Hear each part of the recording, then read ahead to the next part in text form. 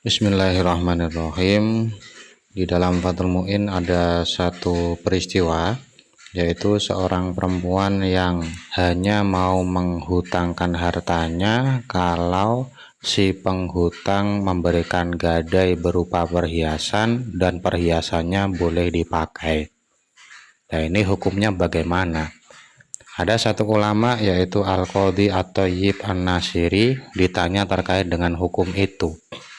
Yang ditanya bukan masalah sah apa tidaknya, tapi andai kata perhiasan yang dipakai dengan status gadai itu rusak, apakah pemakai, dalam hal ini pemberi hutang, apakah harus dhoman, apakah harus mengganti rugi?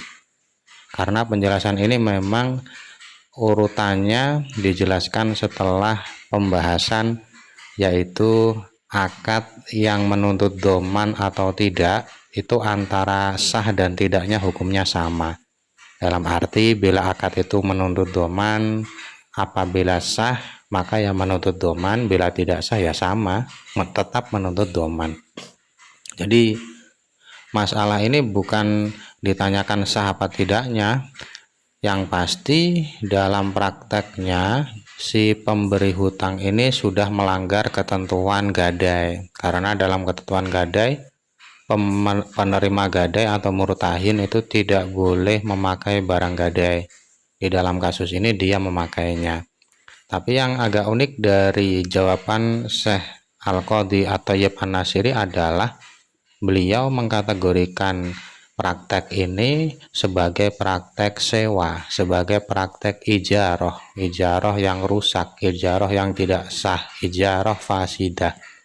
Beliau beralasan karena walaupun ini akadnya adalah gadai, tetapi si pemberi hutang, dalam hari ini murtahinah, dia ini sedang menyewa perhiasan dari penghutang, dan karena sewa ini ujroh atau ongkosnya, biaya sewanya ini tidak memenuhi kategori biaya sewa dalam fikih, ya maka akad sewanya tidak sah. Jadi beliau mengkategorikan hal ini sebagai akad sewa yang tidak sah dengan alasan karena iwatnya atau ujrohnya tidak memenuhi syarat ujroh, tidak memenuhi syarat ujroh ya, tidak memenuhi syarat ujroh.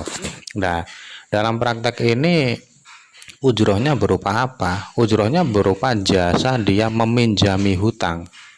Jadi prakteknya adalah si pemberi hutang ini menyewa perhiasan dari penghutang dengan imbalan dia menghutangi. Jadi imbalannya berupa menghutangi. Sedangkan semestinya ujroh itu kan biasanya berupa uang atau benda-benda yang memenuhi syarat sebagai ujroh, sebagai thaman ya. Syarat ujroh itu kan sama seperti thaman. Jadi karena hal ini termasuk kategori ijarah yang fasidah, maka tidak ada kewajiban dhoman, tidak ada kewajiban mengganti rugi bagi pemakai andai kata perhiasan itu rusak. Karena sesuai ketentuan awal tadi bahwa akad yang tidak menuntut dhoman apabila sah, maka akad itu bila tidak sah juga tidak menuntut dhoman. Karena dalam hal ini menurut Al-Qadhi Thayyib An-Nasiri termasuk kategori ijarah atau sewa, maka ya tidak menuntut dhoman. Dan seperti yang saya katakan tadi bahwa ini tidak membahas apakah gadai ini sah apa tidak ya. Yang dibahas hanyalah terkait dengan apakah ada kewajiban dhoman apa tidak. Itu dulu, semoga bermanfaat. Wallahu a'lam bishawab.